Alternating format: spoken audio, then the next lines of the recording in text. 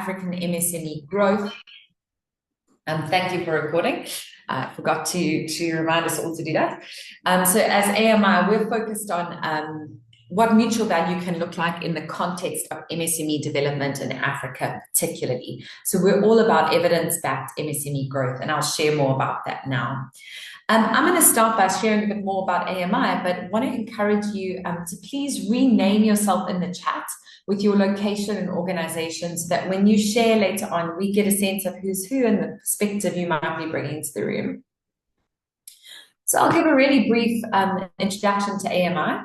So we're a Pan-African social enterprise. We've been operating for 12 years this year, and we're focused on enabling ambitious entrepreneurs and businesses across Africa to thrive by providing them with practical tools and training. So we're present in 9 countries across Africa, and over the past 12 years have reached over 50,000 MSME businesses with this business growth support. And underpinning that is our core innovation, which is AMI Grow, which is an evidence-based, tech-enabled method of providing business development support to SMEs, which both drives growth and creates jobs and has an inbuilt mechanism for scale. So we're running programs that reach just a few MSMEs at once, groups of 50 or 100, and we're running programs with partners like MasterCard Foundation that reach 90,000 MSMEs at once. And irrespective of the size of the program, the size of the businesses we're supporting, that's underpinned by our research-backed methodology, which we'll share a little more about later, and by our proprietary platform built specifically for the context of the African entrepreneur. And this evidence-backed approach to growing MSMEs really works. So we've seen that it delivers 16 to 20% in annual business revenue growth. We see SMEs paying up to 25% more to their employees in wages, either through new employment or through increased employment after the program. And we see, excitingly, a 31 times ROI return on the dollar in terms of SME revenue. So we have seen not only that our business growth methodology for SMEs works, but that it is cost effective. Now, what we're excited about exploring today is why that matters for big business. Why does that matter to the private sector? How can we see these kind of SME growth results in private sector value chains? And we'll be exploring that a little bit more. I just want to give us a moment to hear from one of the retail sector MSMEs that we've supported before I hand over to Lucy to share more about EOM.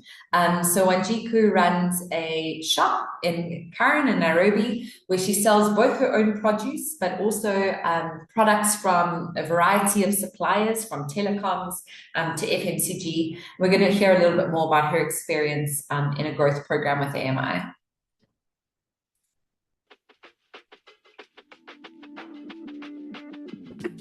My name is Wanjiku Ngebe, and I am the owner and manager of Karen Fruits and Veggies. We are a retail shop that sells fruits and vegetables mostly, but we still have other things that we do sell. We opened this business because we had a problem whereby we also have a farm that grows vegetables, and we were not getting enough market. So this was a solution. I got into this business very, very new, naive, had no knowledge whatsoever. This program was hoping it would help me at least streamline some things, because being an SME, it's not like I can just hire an accountant or hire an admin. I also have to think about the cost of all those things. So for now, I can be all those things, but I would like to be good at doing those things. We were very analog. We were doing everything on books and stuff like that. During it, I learned about some programs that you can use. And one of them, funny enough, was Google Sheets to use it. So for now, we're still doing that. Another thing is labor motivation, like your employees, how to motivate them, how to be on the same page with them, and also how to streamline when it comes to policy making, so that you're on the same page with also your clients. Like your clients know what it is that you can provide for them and what you can't. When you are using softwares, everything is in one place. You can tell what's going wrong and what's going right. And then also you're able to see, oh, these products are not moving. These ones are the ones that are moving. You're also able to scale in terms of product availability. You're also able to know how your employees are working what is their performance. So now that also helps in our revenue increase, because let's just say we were breaking it even. Right now we are almost 50% increase in revenue.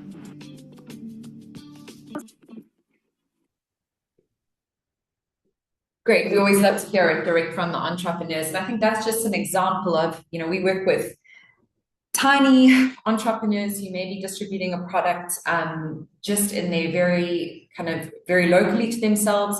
Those who are more kind of small businesses like Wanjiku, who have employees, who are ambitious and may have a broader reach. And even those businesses that have grown to a point of scaling, being multi-branch, being able to have quite a significant level of revenue. And we'll have a look at one of those cases just now. Why this conversation and why now? I think there's a few reasons. As AMI, we are passionate about the potential of MSMEs to grow economies on the African continent. But that's not the only reason that this conversation is important to have. We know that in a globally volatile environment, that having kind of local supply and distribution chains that are robust becomes even more critical for the private sector. We know that when MSMEs grow, consumer purchase power in Africa grows because so much of the continent's economies, so many of them are dependent, 80%, 90% on MSMEs for employment. So those employees of those growing MSMEs are the consumer.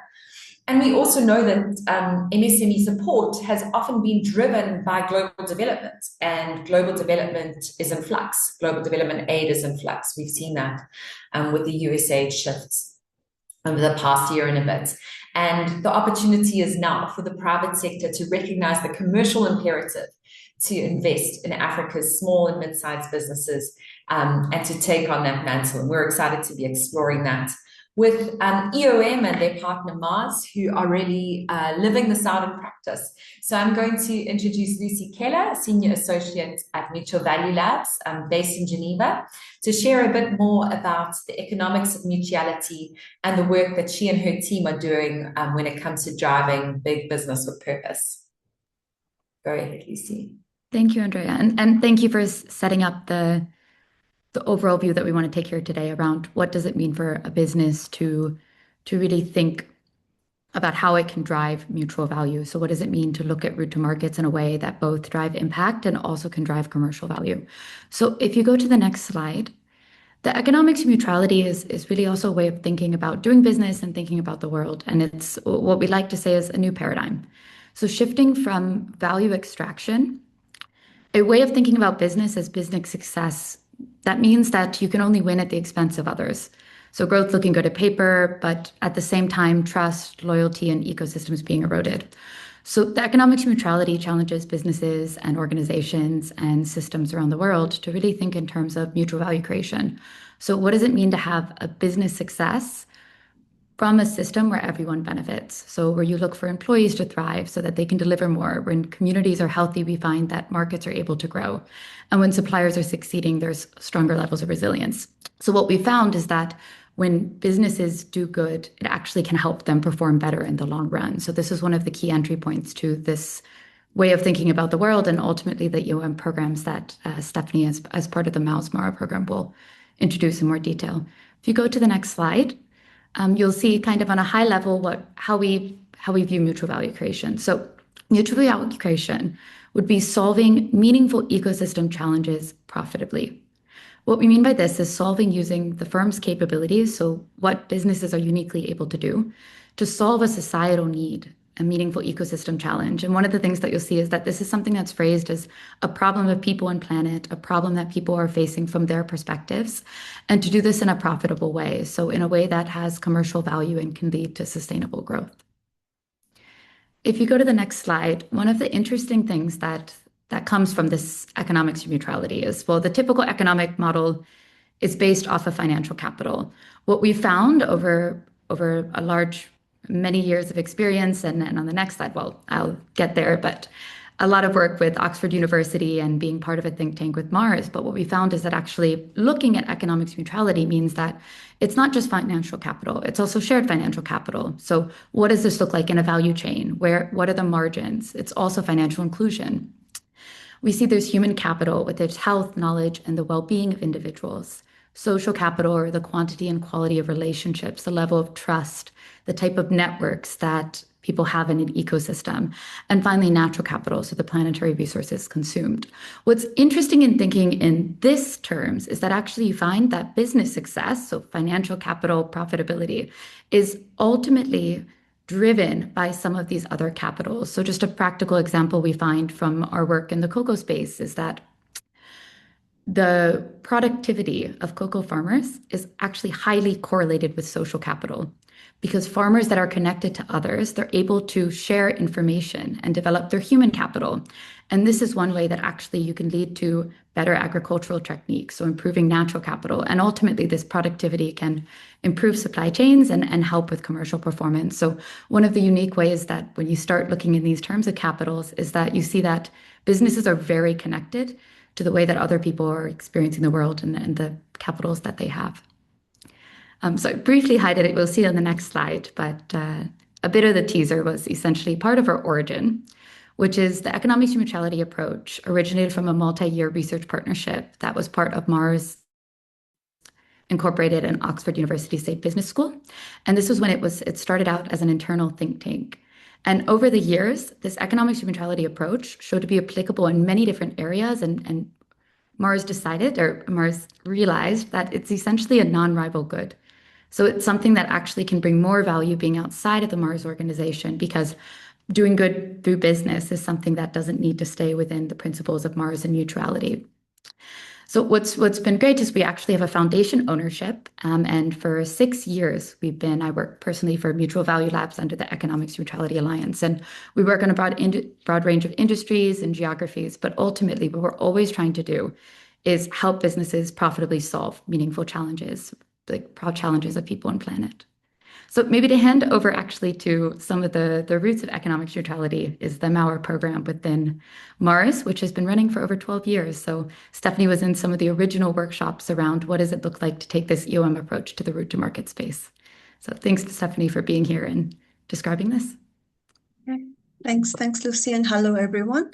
So as mentioned, I've been with Mars 12 years, and I think I'll start by introducing Mars because we are assuming everybody knows Mars.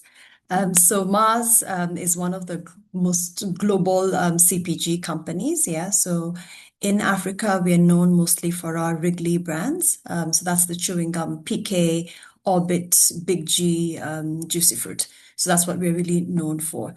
Now, the best place to start, I think, is to define what is mutuality. So within Mars, we define mutuality as a shared benefit. Yeah, so it's ensuring that everyone in our value chain is getting value and not just a company.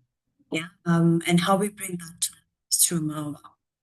So Maua in Swahili is a smile, and it means a flower over. So if we can move to the next slide. Yeah, so what we asked entrepreneurs, because it's been 12 years, so last year we asked them, so what is Maua? Yeah, so to us, Maua is a micro distribution model. Yeah, so where we unlock income opportunities for entrepreneurs as part of our value chain. But the interesting thing is how they described Maua. Yeah, so I'm going to read one of the things they said. Yeah, so one of them said, I will say Maua is a program that's under Mars Wrigley's. It's a way they try to uplift low-income earners so that they get goods they deliver to stockists so that you sell them and earn an income. So it's good to see that they did not say Maua is a CSR initiative because it is not. Yeah, Maua is really about building enduring relationships that are grounded in shared benefits. If we click onto the next slide, so how Maua works is it's a route to market model, and I'm going to describe it briefly. So in your typical route to market, you have the manufacturer who sells to the distributor, who then sells to a wholesaler, who will then sell on to the retailer. What we do in rural areas and in hard to serve areas, for example, in slums, is we create a gap. Yeah. So we will go, for example, to Kibera, and we will look for a local person who can serve as a stock point. and we help them start up as a stock point. So they are an entrepreneur. Maybe they're selling already small things like baked goods, and we approach them and we ask them, would they be interested to be a stock point?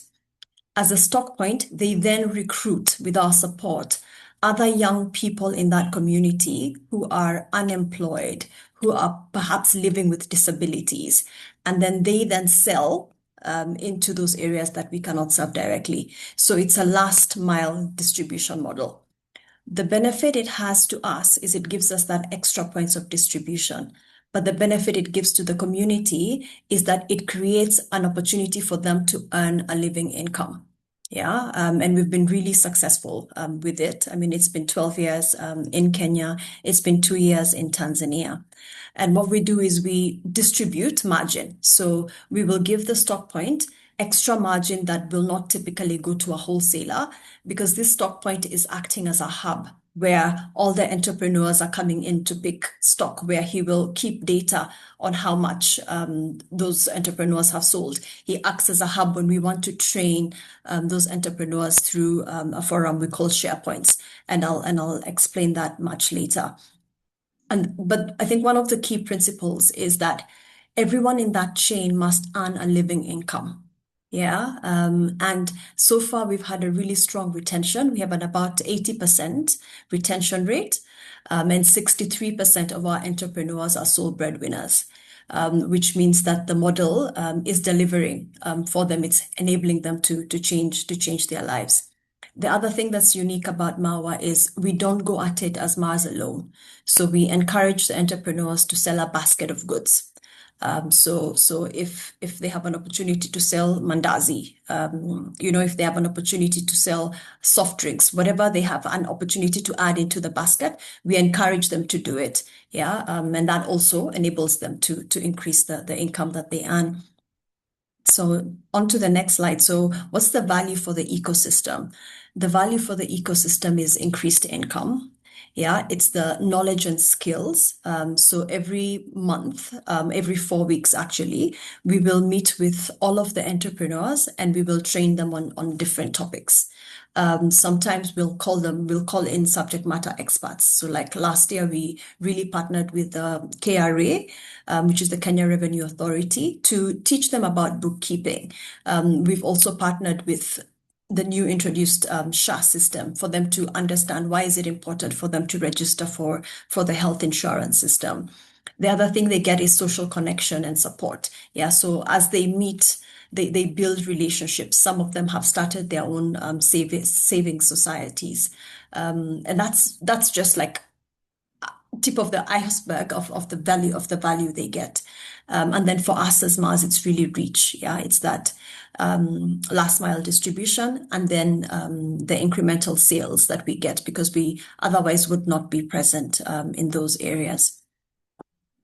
So going on to the next slide, what I'm going to do is just quickly take you through what we've codified with the great support of the Mutual Value Labs team as the key success factors for us to set up a successful bottom of the pyramid mutuality program. So there are 9 principles in all. And I'm just going to quickly take you through that, yeah, and we'll have questions and conversations later at the panel discussion. So the first principle, next slide. Yeah, the first principle is really around ensuring that we center around purpose. Yeah, so it's ensuring that we are addressing a meaningful challenge. And if we can click on, you get to see that for Mawa's meaningful challenge is really about providing opportunities for low-income individuals to gain a meaningful income and build their life skills. Yeah, the purpose has nothing to do with Mars. So we've taken Mars out of the equation and said, within the ecosystem that we are in, what greater purpose is this that we can serve? And then designed a program around this, yeah, where there's an overlap. So that's really the first purpose, the first principle, yeah, ensuring that whatever program you design, yeah, is centered around a true meaningful challenge. And that meaningful challenge needs to be specific, it needs to be external, and it needs to be measurable. And for Mawa, this is something we have to keep coming back to, because as a commercial organization, it's easy to get drawn into seeking profits, yeah, which then impacts how the program runs and the experience of the entrepreneurs. So this is really like the foundation of ensuring that the program is successful in the long run. If we can click on, the next 4 principles are really around the design. Yeah, and I'm going to focus on the second one, which is around delivering a living income for the entrepreneurs. And the definition of living income is important, because I say living income and not living wage. Yeah, so a living income means that the entrepreneurs earn enough money to take care of their household needs, that they have enough money to take care of contingencies. Yeah. And the way we have structured it is we give the incentive in 2 parts. So there's the margin that they earn in the instant. So when they sell a bag of PK, there's money that they'll get immediately that helps them to run their daily operations. But over and above that, we also give a monthly incentive. So there's a team of MAWA entrepreneurs who will sit and look at, if my name is Sam and I sold, say, 200 bags of PK this month, on the 5th of the next month, there's an additional incentive that I'll get. And what we found for most of the entrepreneurs, this is really what has driven retention, because they look at it as a salary, but they get to determine how much that salary is based on the efforts that they've put in. The third one is also really key, which is about addressing their non-financial pain points. Yeah. So how we do that is through the share outs, yeah, which I mentioned. We meet with them periodically, and they'll raise issues like when I get sick, I don't have access to health insurance. I would like to buy a bike. I don't have access to funding or financing. And we then work with the necessary partners to solve those pain points as part of this program, whether they are of direct benefit to Mars or not. Yeah, because it's not just as about financial capital. It's also about the human capital, about the well-being of the participants. If we click on to the last 3, those are really around what are the implementation principles. Yeah, and I'm going to speak about the second one because we have a team of commercial people. There's a lot of commercial people in the call, and we have a separate team that works on MAWA. So it is part of the commercial setup. So we do sit in sales as an organization, but with a separate team. And this team has a hybrid set of skills. Yeah, so there's those who are very strong in sales, and they are now learning the community engagement. And we've got those who have the community engagement capability who are learning sales. And having that mix of skills has been what has been really important to us, staying relevant within the commercial function by ensuring that we are delivering incremental earnings, that we are delivering growth in terms of sales value, but at the same time that we have not lost the human and social capital angle of what we do. The first one is really about proving and sponsoring mutual value creation. So when we started off MAWA, we started this as a pilot in the year 2013. And we quickly proved that there was 1, no cannibalization with the existing business. 2, that it was MAC accretive, so gross margin accretive. So MAWA delivers 2 times the earnings that we get through our normal route to market. And proving that to the organization has helped us with the scale. Yeah, and that's really a critical thing for anyone who wants to lead such a model. I think when you are leading it, you need to think like an entrepreneur inside the organization, showing the value that this program is delivering. So if we can click on to the next one, in terms of what are the results we've delivered. So we have a total of 3,300 entrepreneurs, 80% of whom are active. actually about 90% of the ones we started the program with are still with us. They have grown from hawker to uplifter to stock point, some of them now are asking to be turned into wholesalers. So we've really seen their growth and progression. We impact 15,000 lives across Kenya, and we contribute 14% of the business. And I mean, for the last 3 years, we have delivered double-digit growth, even as we impact the 15,000 lives. So I will stop there and hand over back to Andrea. Thank you so much, Stephanie. Such an awesome case study and amazing just to see. Yeah, I just love that you are the Africa strategy lead, right? Not the head of social impact, not the head of CSR, but someone who ultimately is responsible for the bottom line and figuring out how to do that in a way that has mutual value and over a long period of time. Like, we're not talking about a pilot, we're talking about a 12-year project. Incredibly exciting. I was going to save questions to the end, but we've got some really meaty questions that have come up. So I'm going to send a couple of questions your way, Stephanie, if that's okay. Sure. So maybe just starting with John from the Q&A. Does the model reduce transaction costs compared to other models implemented by Mars in other countries? I don't know, John, if there's anything you want to add verbally to that. Does that feel clear enough, Stephanie? Yeah, I think I'd want to understand what you mean by transaction costs. John, do you want to unmute?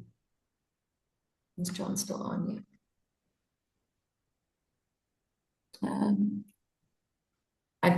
John, do you want to unmute and share? Or I don't know if actually I'm not so good at the webinar setup if it works that way. Maybe what I will do is, John, if you want to clarify on your question in the chat box, and then I'll throw out a couple of the other questions. So Jacob, who's joining us from Delight, asked, are you extending stock on credit or requiring upfront payment? And if you require upfront payment, do you partner with any working capital providers to bridge this need? So we operate on a cash basis. Yeah. So the stock points will buy in cash from the distributor. But what we have found is, because the stock points support us in the recruitment of the uplifters, they do extend credit. So based on the social capital, because they are part of the same community, you'll find that they'll give the stock to the uplifters and to the hawkers for free in the morning, and they then come and reconcile in the evening. And because the social capital is so strong, you will rarely hear noise of defaults or people not reconciling the stock. Super interesting. Thank you so much. So not actually a partnership with a capital provider, but a social capital based credit. Exactly. Yes. And then we have a question from Faye. So at Unilever, so Mawa is such an inspiration. Operational question: how do you manage cash flow or cashless system? Do the hub teams have capacity for sufficient stock holding? So repeat the last part of the question, please. Do the hub teams have capacity for sufficient stock holding?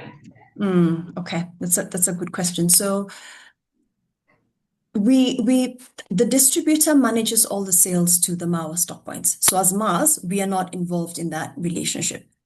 But what we have found is the distributors have also owned the mutuality angle of it, because they are part of this ecosystem. So you'll find the distributor, for example, who services the stock point based in Pipeline, will see that stock point 3 times a week, because the area in which they operate is so small that they're limited by the stock they can hold, as she mentioned. So you find that, again, it is really that social capital within the ecosystem that helps us navigate some of those challenges. And Lucy, you can build. Lucy was here last year helping us. So I'm happy for you to build, Lucy. Yeah, completely agree on that. And we found the social capital was really key, especially in the different relationships within the supply chain. And this would come up in, we also have found that the Malwa model has been applied in other countries. And so the way that it looks in other countries can be slightly different. So for example, when we brought Malwa to India, we did actually work with distributors to provide credit. But what we found within actually Malwa Kenya is that social capital is really strong in terms of how entrepreneurs are recruited. So the design principles that Stephanie is presenting end up being very consistent in terms of what a program needs to do when they design it. But the way that actually the programs have been implemented in different countries has looked a bit different. Awesome. Thanks, Lucy. John, do you want to go ahead and clarify on your question about transaction costs? No, I don't see you. Oh, no, you're there.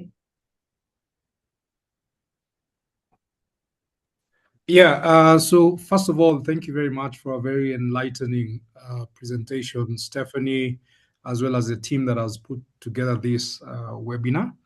I do understand what Mars is trying to do in terms of trying to get product to an end consumer. And I think this is pretty innovative that you're using a mutuality aspect. And I think it has some social benefits, and it perhaps also ascribes to, SDG 2030. But from a purely, and I think in terms of clarifying, I think I got the idea that you're not doing this entirely for profit. So the whole idea of transaction cost would actually lean on the profit side of things, because the question was, does this mode of delivery cost you less to get a commodity to a consumer vis-a-vis other models that are being consumed, vis-a-vis other models that are being run in different geographies? And I think Stephanie probably did answer that question, that the focus here is not necessarily profit, and it's more of the social angle of it. So I think I'm satiated with the responses that I've got. Thank you. So thank you, John. So to balance the answer, it's about shared financial capital. So it's about, yes, the entrepreneurs earn a living income, but Mars also makes profit. And to answer, do we make more profit through MAWA versus the other RTM channels? The answer is actually yes, we do. As Mars, we do. And the reason for that is, through the MAWA channel, we don't have any promotion budget. So with wholesalers, you typically do your promotions 20+1, that kind of promo.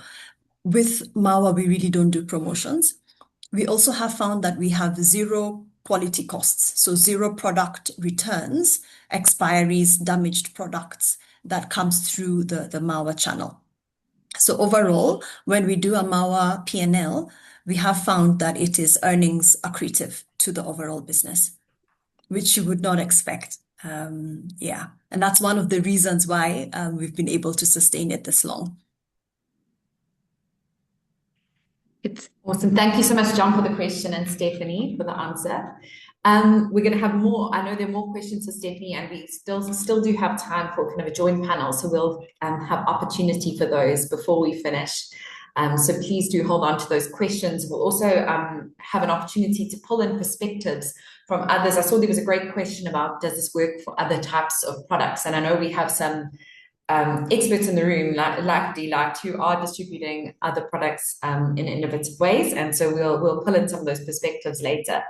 We're going to look now at a comparative approach of when MSME growth has unlocked corporate value. And yeah, as AMI, our focus is on MSME growth in last mile distribution models and beyond across different segments of MSMEs. And we resonate really closely with the economics of mutuality approach in terms of that social capital that is required. So a peer-based method for intervening with entrepreneurs has really shown returns for us, and that really resonates for us, I think, in terms of that social capital, as well as the other piece around financial capital and how we connect entrepreneurs to that. But essentially, we've built the approach that AMI takes to developing African entrepreneurs on two pillars of research. The first is around the owner mindset. So you can check out relevant research from Duckworth, Fries, McKinsey, and others. But essentially, it's focused on the agency of the entrepreneur, right? So supporting the owner of the business, like Wanjiku, who you briefly met on video, to take initiative, engage in the process, set their own goals, and drive the change in their own business. And that is applicable from a micro entrepreneur through to a scaling African business.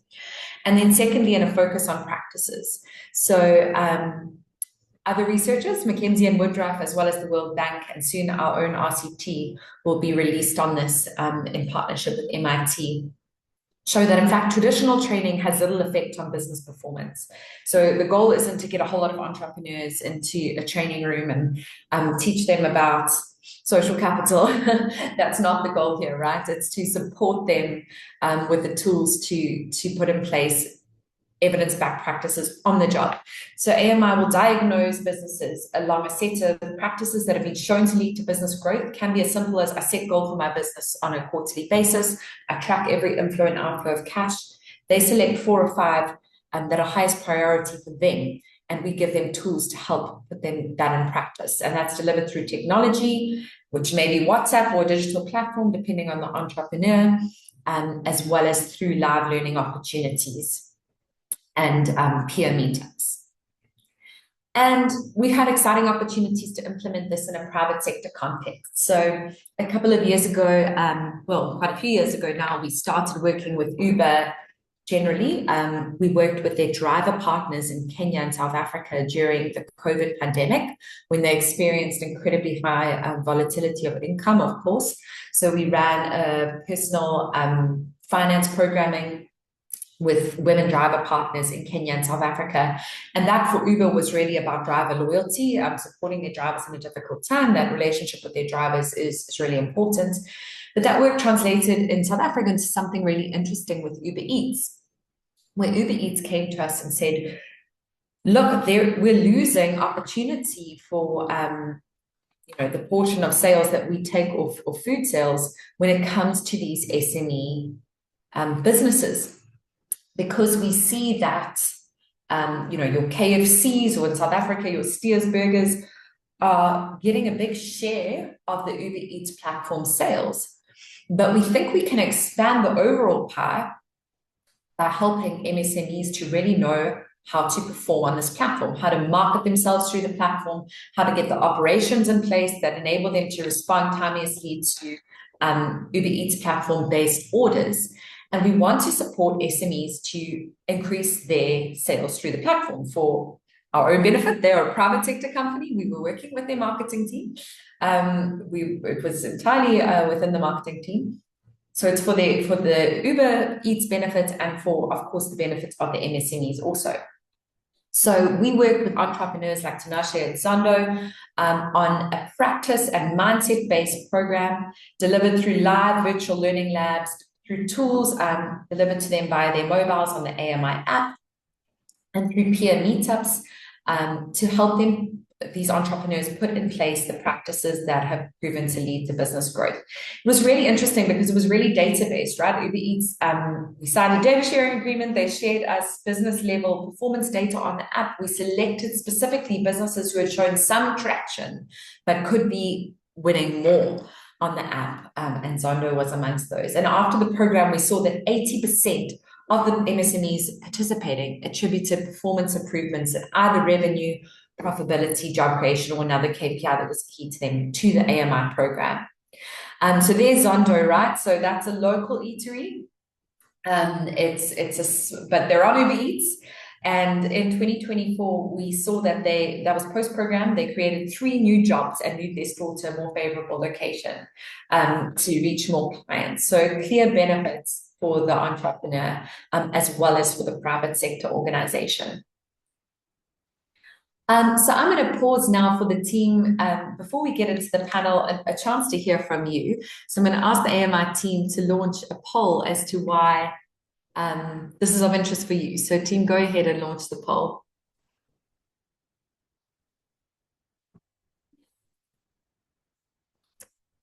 Okay, so you have a question on the screen. What most drives your company to invest in MSME growth? Strengthening supply chain resilience, ESG, new markets and customers, long-term ecosystem growth or shared value, brand positioning, or that's not really something we're doing right now. So ask you to share your votes, and in a minute we'll be sharing those results back with you so we can get a sense of where the room is coming from.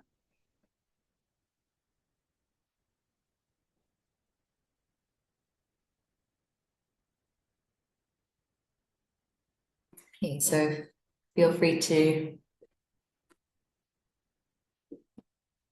share your answers. Give it a few more seconds, and then we'll share back the poll results.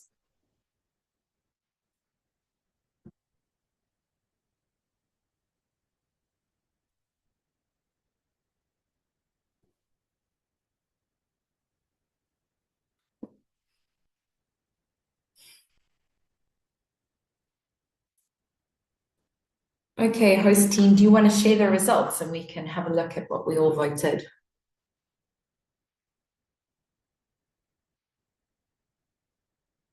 There we go. So we see that most of those of us who have answered have said that we're focused on strengthening expanding into new markets and customers, followed by supply chain resilience and long-term ecosystem growth. So that's really interesting. I think that new markets and customers also really relates to what, Stephanie, I've heard you call those white spaces in the distribution chain and the opportunity to draw in new customers. Yeah, shared value, I think, for those of us who are working very closely with the MSMEs themselves, definitely resonates. And then the supply chain resilience, interesting to see that coming up really high. And none of us are not meaningfully invested in MSMEs, perhaps not surprising, given that we've chosen to join this conversation today. Great, so we can close the screen back. I think it's back. I'm really excited to invite our panelists to join us. I'm not sure that Carl has been able to join. As I mentioned, he's in Dubai and it's been a bit tricky for him. But we've got lots of perspectives to hear. So we're going to have a brief panel with Stephanie, Lucy, and Rebecca, which I'll lead. And we'll be drawing in other perspectives. And also, Lucy, Rebecca, Stephanie, if you see partners in the audience, you want to call on them during your answers, you're allowed. So the goal here is to really have a conversation, to be a little bit more informal and to hear more about your perspectives. And we'll have plenty of opportunity for discussion at the end. So I'm going to kick us off. Ladies, thanks for your time this afternoon and what you've already shared. I'm glad to learn more from you. So I'm going to start off with kind of a meaty commercial question. So what's the commercial imperative for the private sector here? If we're saying this doesn't have to sit in social impact or CSR or foundations only, there's a commercial imperative here. What is that commercial imperative? And Stephanie, maybe we can hear from you first. You've shared a bit already about the profit, but what do you think the opportunity is for the private sector in strengthening MSMEs and their value chains? Yeah. I think it goes back to what we spoke about, that the commercial upside is really about tapping into underserved white spaces and doing so in a way that just doesn't extract value, but invests in those communities.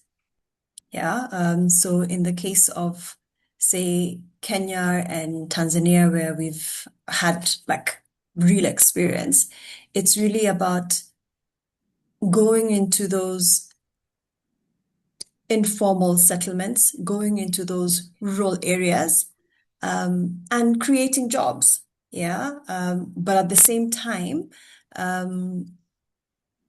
creating sales, getting extra points of distribution, building your reputation, your corporate reputation as a company, making your brands visible. So it really ends up touching very many points in the organization, I think.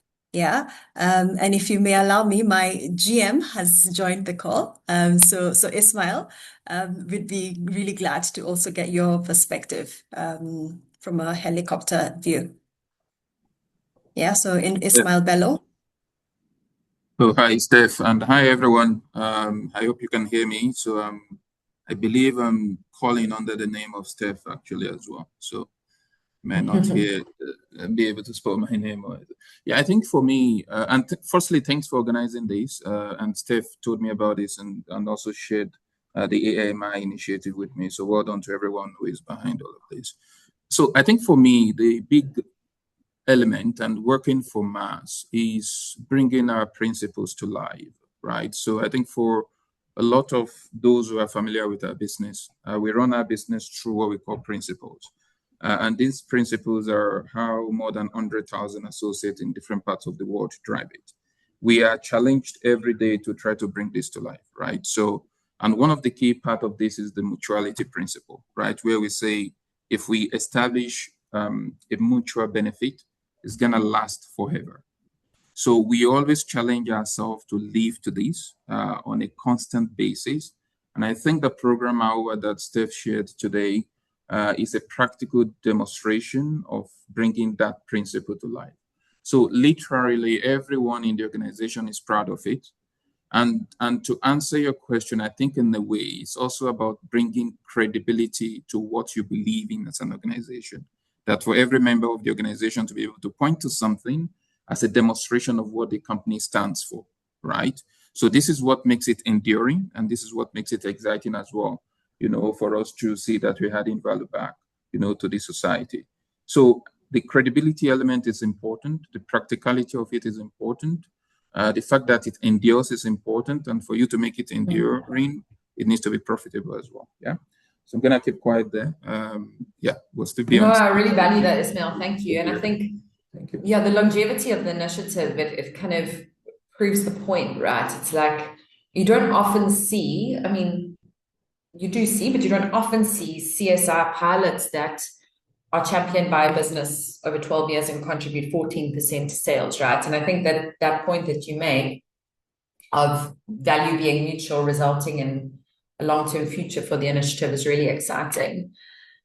So I think the next question. Jump in go on ahead. actually. One of the great things also about the MAUA program and what you see in Kenya, so Ismail is the GM being here, is that the work of the MAUA program also is not siloed. So Stephanie is also the strategy lead. So Stephanie works closely with the general sales team. So there's something really to point out around making this having this longevity, that it needs to also be considered a proper business model and one of the real route to markets. So when Stephanie presents also, this is a huge part of one of the route to markets for Mars. It's that it's not seen as a siloed peripheral project. And I think that's something that has really helped that longevity as well. I might just add Thanks to so that. much, Lisa. Yeah, go ahead, Rebecca. If I could, and thank you so much, the Mars team. It's so interesting, and what a fascinating program, and to have those really kind of hard profitability metrics along with the impact metrics as well. It's fantastic. I think, I mean, and it was interesting from the poll. It sounds like from the people on the call that there is a lot of interest and clearly a huge amount of potential for value creation around this market expansion piece. And this is this line you've repeated a few times, Stephanie, around the kind of white spaces in underserved markets. And obviously there's huge opportunity there. I think as well, like when we've talked to some of the partners that we've worked with, to put it very bluntly, there's a reason. Why do businesses make decisions, right? As a business, why do you make a decision? You've either got to improve the top line or the bottom line. Obviously, the top line hopefully improves the bottom line. But there's, to put it very bluntly, and of course we're fully bought into the full kind of mutuality approach. But with your pure kind of business hat on, revenue or profit. And so I think there's absolutely this market expansion, market development piece is key, but there are many other reasons we've seen businesses also want to invest in the type of work that you're doing with MAU, and I think that MAU also touches on actually. So, for example, on the top line side, there's of course market expansion, there's brand building, there's customer loyalty.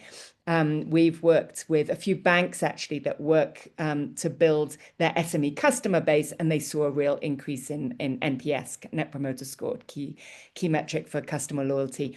Also, it could be, I mean, with a more ESG lens, can be simply securing the rights to operate.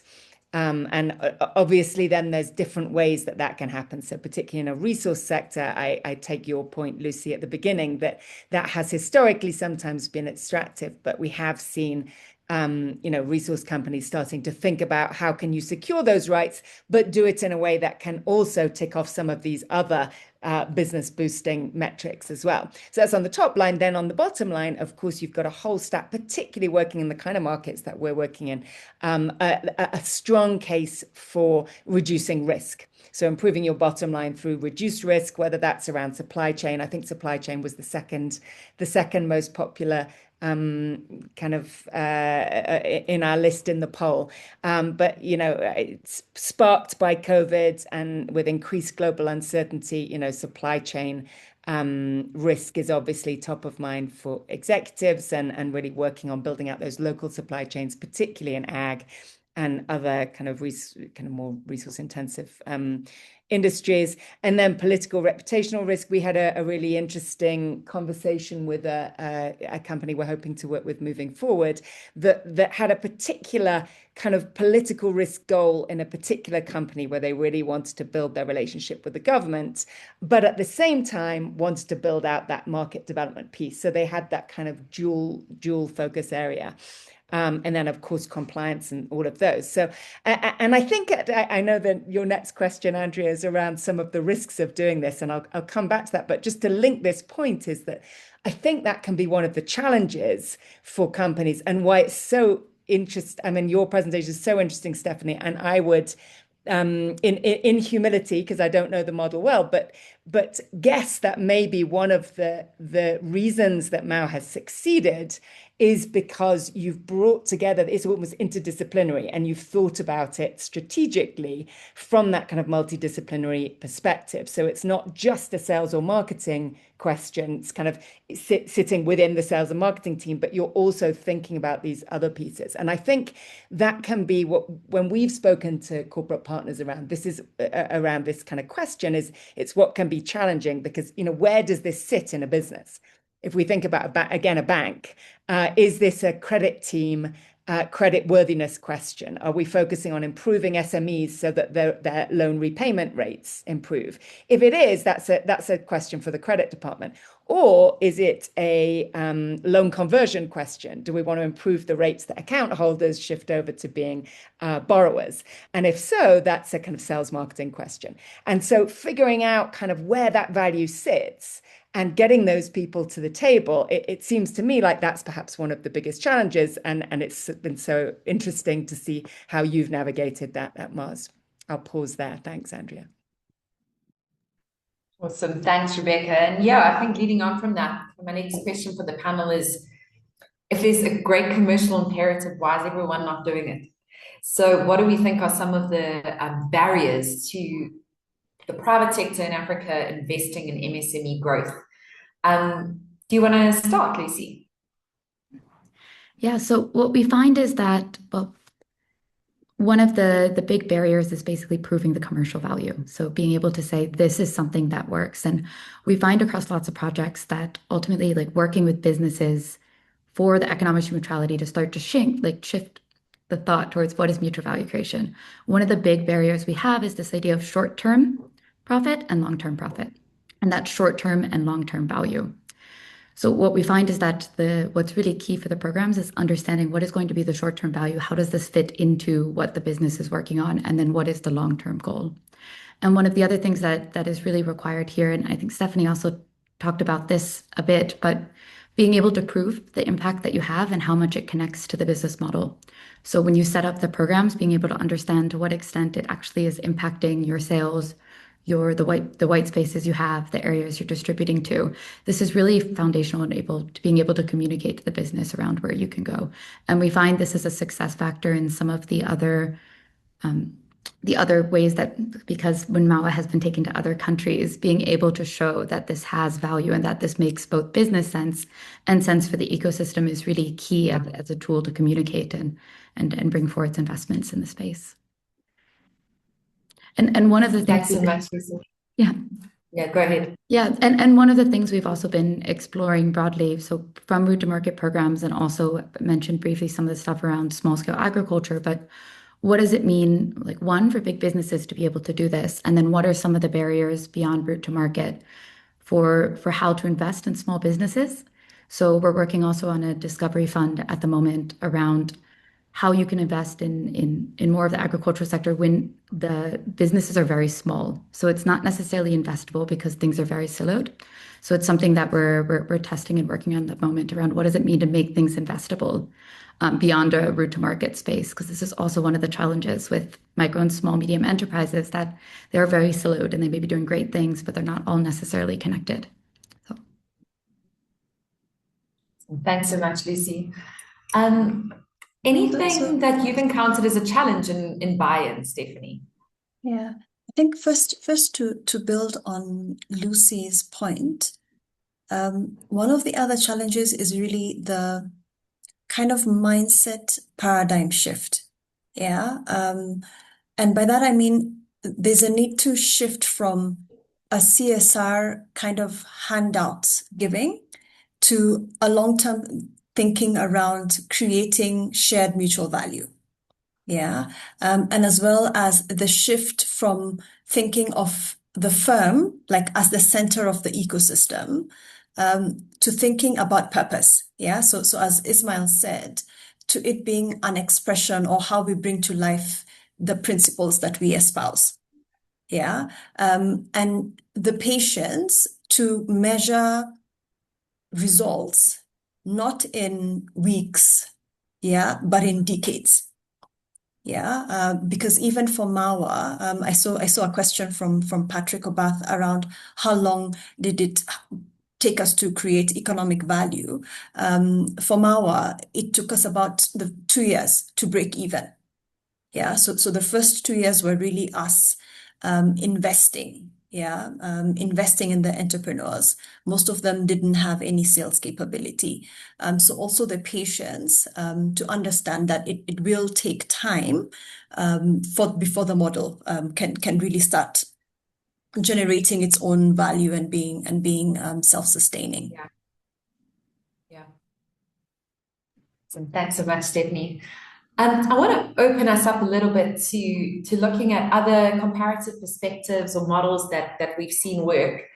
I think actually I might draw in, and I'll draw in a moment Theo from our South African team to also give an example for us. But yeah, we'd love to spotlight what are we seeing working in this space? So either from comparative private sector examples, or what are we seeing is really working to support MSMEs? Maybe Rebecca, do you want to start us off? Yeah, what we're seeing. Thanks. Yeah, I mean, so I guess we think about this as a not as a corporate working with MSMEs, but as I guess as a capacity building provider working with MSMEs with corporates. We think about this from two perspectives. So is it working for the MSMEs? And then, of course, is it working for the corporates? And I think I was just thinking about your previous question, Andrea, what are some of the barriers? I really think that some of the barriers sit with our sector, that there have been a lot of really bad MSME support programs for decades. And in fact, the reason that we founded AMI in the first place was because we felt this was a problem that needed to be fixed. It was a sector that was broken. You had, as Andrea described, these kind of classic NGO-led financial literacy programs where you get a whole bunch of small businesses, put them in a dusty hall or under a tree or something, and kind of a facilitator downloads basically kind of lectures them and gives them a whole bunch of information on how to run their cash flow that feels largely irrelevant to their business, and everyone goes home afterwards and someone in the NGO ticks off a KPI, but life doesn't change really for those kind of MSMEs. And we really felt that there was an opportunity to leverage the evidence around actually what works in supporting SMEs and technology in order to drive SME support, MSME support that actually delivers business results. And the really good news, and so just to back to the question around, I think it's quite reasonable that historically a lot of corporates would have approached this topic with some skepticism, because the truth is that a lot of those programs did not deliver. And that no one was able to articulate ROI for the company because it actually wasn't even working for the MSME in the first place. So in order to, and I think this is what's so exciting about this kind of mutuality concept, right, is that you as Mars are not really going to be able to generate any value unless the MSMEs are successful in the first place. There's actually no way you could skip them in your diagram. There's no way of moving around them, right? They have to be successful. So I think what the first kind of what's really exciting right now is that we do have models for supporting MSMEs that we know work. So at AMI, we have proven that our core Grow Your Business program that works with MSMEs of the type that many corporates would be leveraging for both distribution and supply chains or customers. When they take an AMI program, they increase their sales by 20%, and for every dollar invested, we actually see invested into the program, we see a $30 return on their revenue. So that's the first stage. And to get to value for the corporate, first of all, we need to make sure it works for the MSME. And we now know that that's possible, and we know that it's possible at scale. And I think what's particularly exciting about the moment we're in now is that as technology adoption is accelerating so much on our continent, we understand there are still barriers. We understand that working with, in some of these contexts, you can't assume the same levels of tech adoption as in, Nairobi. But we are seeing tech adoption. We're seeing that it's possible to use technology in delivery, and that really drives down the cost. So if you think about your ROI equation, you need low cost, you need high impact. And that now is really proven. So we know that we can reach MSMEs at scale, and we know that we can deliver impact for the business. The next question is, of course, does that translate into value for the corporate? And I think this is where, because we're getting that first step right, we're starting to see that second step, the value really emerging. And, I would love to, I hope that we hear from Theo in South Africa, but I mean, the examples that we're seeing, some of them you've touched on, Andrea, but one example is, we know that when Wanjiku, who we saw at the beginning at Karen Veggies, is selling more, you can just need to look at her shelves to see that she's selling more stock that she's purchased from local and international FMCG companies and agro-processors. So there's that very obvious kind of just direct revenue link. We know that when South African township entrepreneurs, food entrepreneurs, increased their revenue after taking an AMI program, there was a direct flow through to Uber Eats. Uber Eats revenue in that segment increased. We know that when Co-op Bank in Kenya worked with us to offer business training to Kenyan SMEs who are potential existing clients and potential clients, they signed up 10,000 new accounts in a matter of months, and they had almost a 50% increase in loan uptake versus their usual conversion metrics. So we see these examples, and we know as well in South Africa on our Kazipreneur program, that as we see these kind of township retailers and again foodpreneurs increase their sales, we know that they're buying more stock from Walmart's wholesale division, for example. So we're seeing, anecdotally through our clients, but also with real data, we're seeing that not only are we able to generate that value for the SME, but we're seeing that very directly now translate into value for the corporates. Thanks so much, Rebecca. Theo, I'll call on you in a moment. First, maybe we'll give Lucy an opportunity. Lucy, if you want to spotlight kind of any of the other case studies of where you're seeing innovation that's working. Yeah, definitely.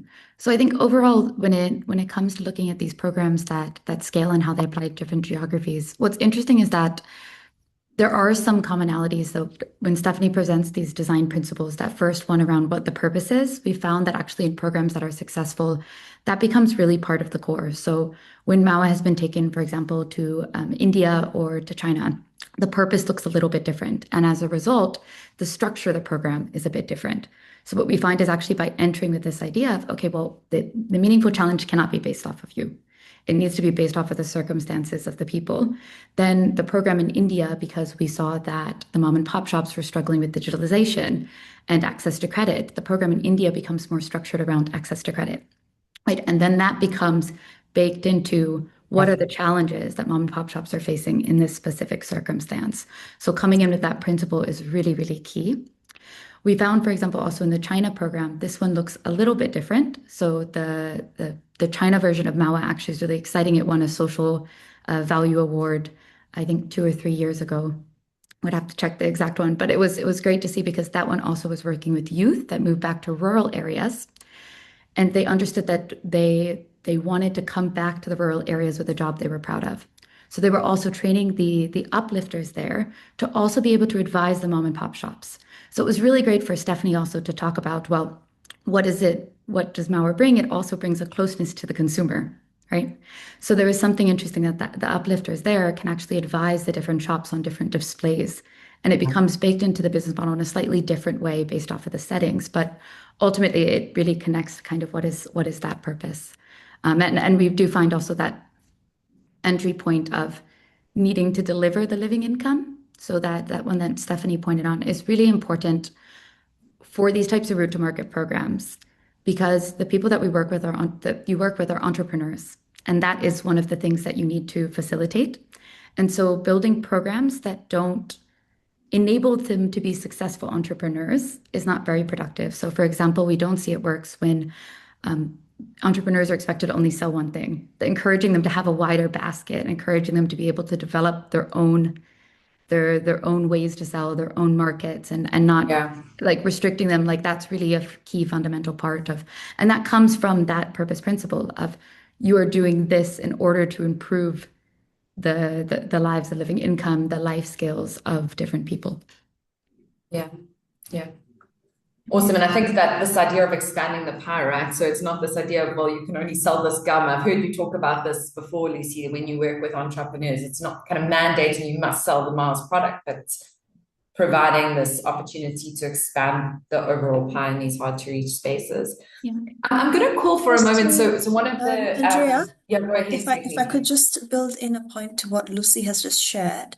I think one of the things we've not spoken about in terms of the design principles and the design process is ensuring you understand the culture of the people.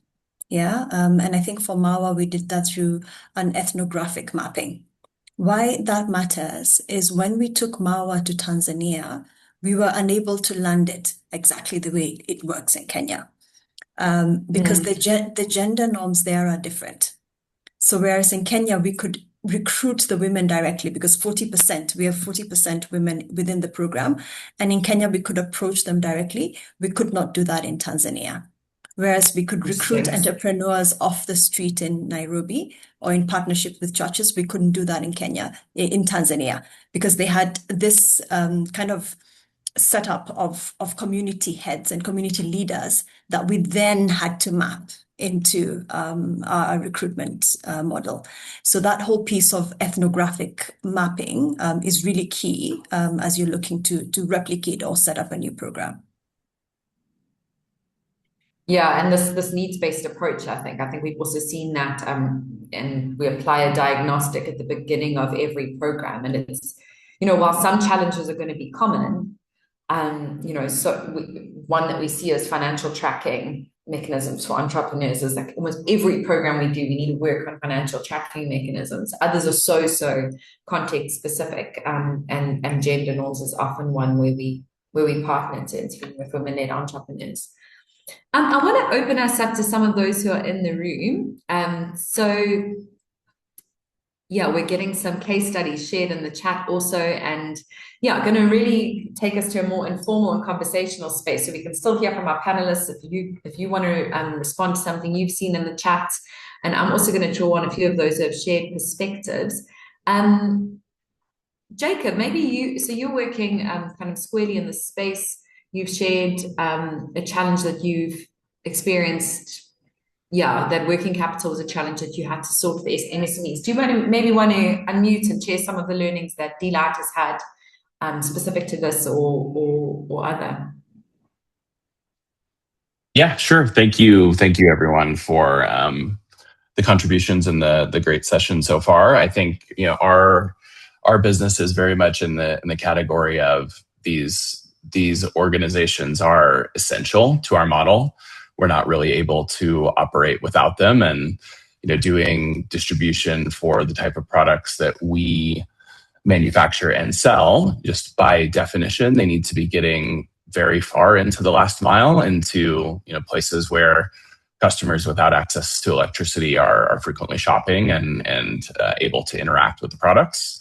And so for us, a solar home system that may cost a customer, $50, $100, $200. It's very challenging to ask an MSME to stock up that kind of inventory, kind of on their own balance sheet, if you will. And so, our model is built around consignment for them, and that allows us to expand that distribution. It allows those partners who want to work with us. It lowers the barrier for them to be able to do that, and then we kind of share in the profits that come from that region, as a result of working with those third parties. But I think access to capital is a continual challenge in finding strong partners who are able to do all the activities that you want them to do to represent your brand in a particular area. And I know that it's different based on industries, but we've found that that's a gap that we see, and it's challenging to work with or find partners that have the capability to work with all of these different small shops across one or multiple markets, and we found that we've had to find a solution that we can offer as an organization, and that streamlines the relationship. That's what we've found to work, but very open to other models and learning from what other people have been able to achieve with different models. We're constantly trying to get better at supporting these groups, but that's been a key challenge that we've faced, that we've had to figure out a way to solve internally, which of course we're limited in just the amount of support that we can provide in that way. And you're managing that yourselves as Delight, and Jacob, you're actually offering the capital. Correct. Yeah. Well, we offer the inventory on consignment, basically, to the agents, and then have to kind of provide the technological tools to manage that and control it as well. So yeah, that's where we plan. Yeah. Yeah, I think as AMI in our, the different contexts in which we've worked, I mean, it's certainly been the case that access to capital is kind of a frequently cited challenge to any kind of growth. And we sometimes find, and yeah, your model is a particular one where that makes a lot of sense. And I think for us, we've seen that bringing in capital partners has been kind of critical in some programs.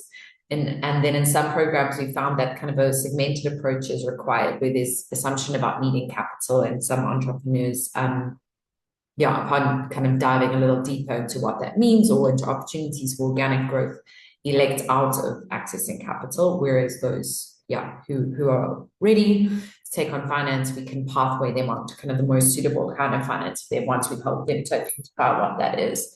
And that's across kind of a range of sectors and segments. Lucy, has EOM, I mean, you speak about financial capital as part of the model. Have there been partnerships where that's played a part, actual kind of, capital options for the entrepreneurs you're working with? Yeah, definitely. So in Mawa, Kenya, actually, there was a previous project that was done providing bicycles to uplifters and helping with this. So there were a lot of learning stuff. I can also let you jump in and share those. But we did find that people who had invested in a bicycle, they did increase their social capital. So there was a clear way it helped with their business. They were able to expand the customers they went to. But there is always a tension. I think it's great you pointed out, Andrea, around the when entrepreneurs are ready for that type of investment and what that looks like. And one of the interesting things that has worked really well in Mawa, Kenya, is that strong social capital between the stuck points and the uplifters. And that also is an enabling factor in providing the working credit on a daily basis. So I think it's in the Mawa model. I'll let you talk about that, Stephanie. But it would be good to quickly, at least share in India, we did work with fintechs. And so that was because it was stores that had been buying from one distributor. And so when that digitalization happened, it was actually really positive effects that showed a significant impact of sales, both for the business and also for Mars. So, and this was actually using a test and control approach. So it was really kind of looking at like statistically significant impact that providing credit in this space had a positive impact. But Stephanie, I'd love to hear from you actually around like the Mawa Kenya example, because I know this is something we've discussed. Yeah. The only one we've executed is actually the one you've mentioned, the one with Oxford to provide bikes. With the others that we have explored, the challenge has always been the making the cost of credit work for the entrepreneurs? Yeah, because if that's too high, then it really goes against what we're trying to do. Yeah, and within Mars, there's mutuality, but we also have another principle called freedom. Yeah, and ensuring that the entrepreneurs have enough cash flow to not be overly indebted. Yeah, has been a challenge. So apart from that one partnership with Oxford, we've not explored any other partnerships. It's actually when you talk about freedom, Stephanie, so we've at Mutual Value Labs, we've done work also in financial inclusion, for example, access to credit in Indonesia. And one of the things that also really emerged there was this idea that capital is in pursuit of something.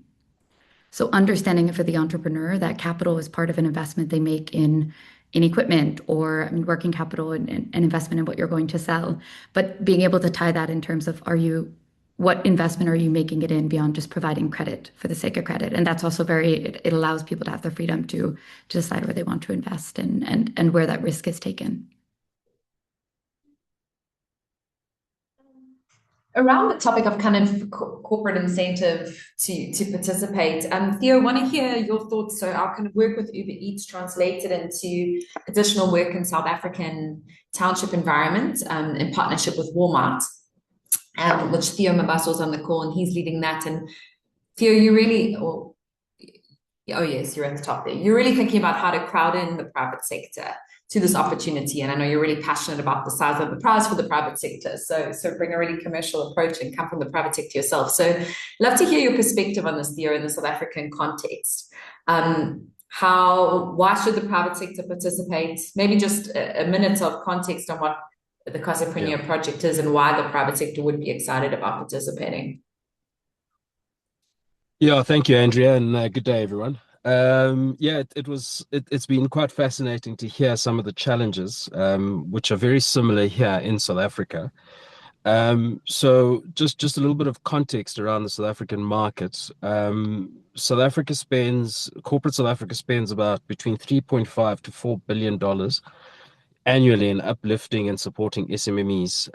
A big bulk of that is geared towards getting SMMEs into supply chains of big corporates, which has been running for the last 20 years. The township market, or the Kasi market as we call it here, is there's an annual spend of about $180 billion.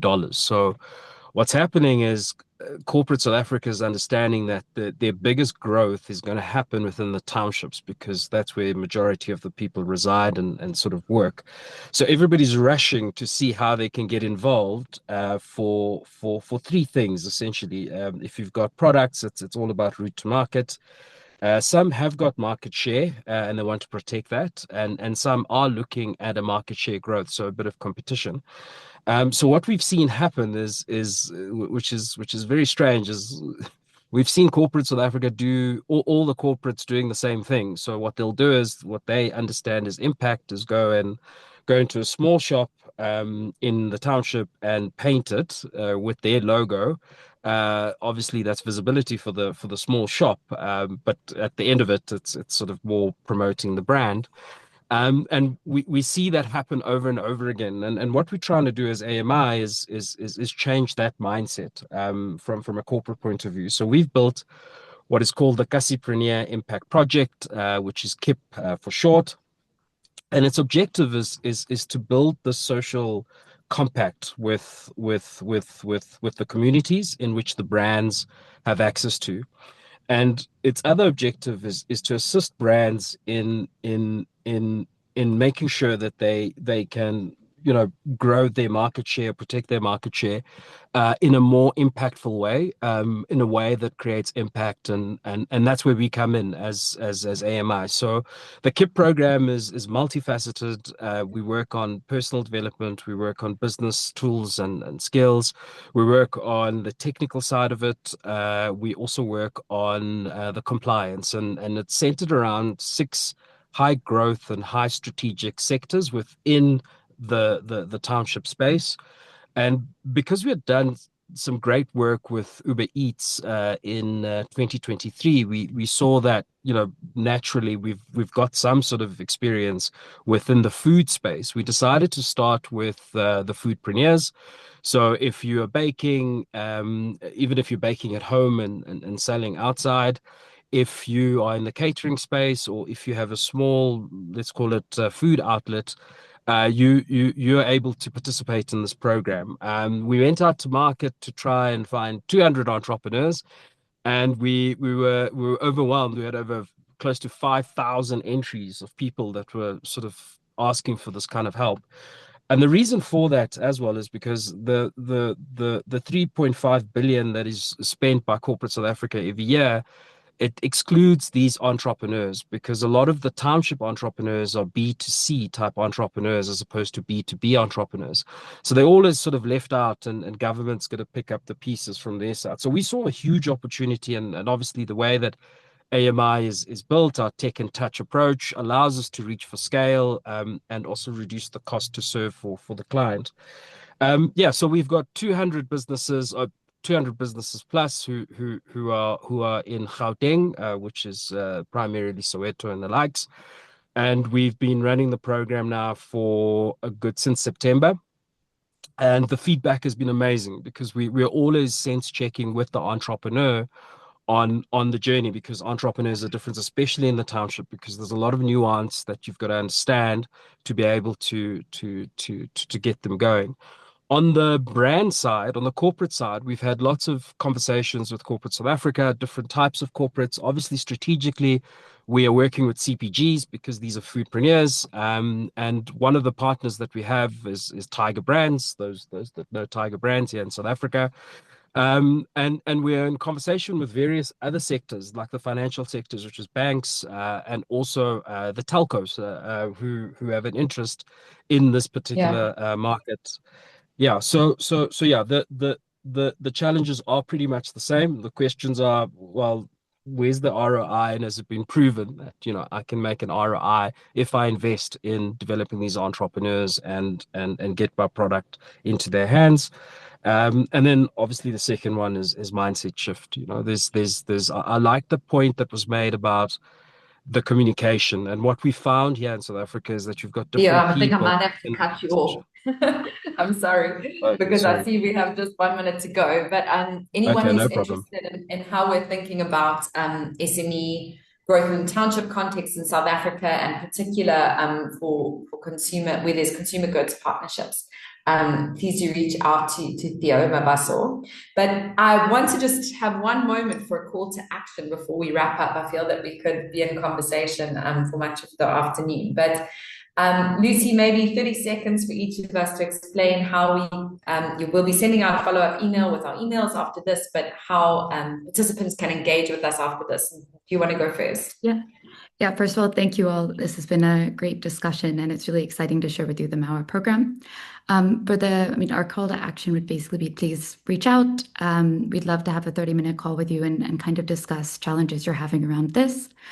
We also have online some case studies that are published, and 2 books on the economics of mutuality perspective. So putting purpose into practice actually collects several case studies that we've done around this space, around mutuality and what this looks like.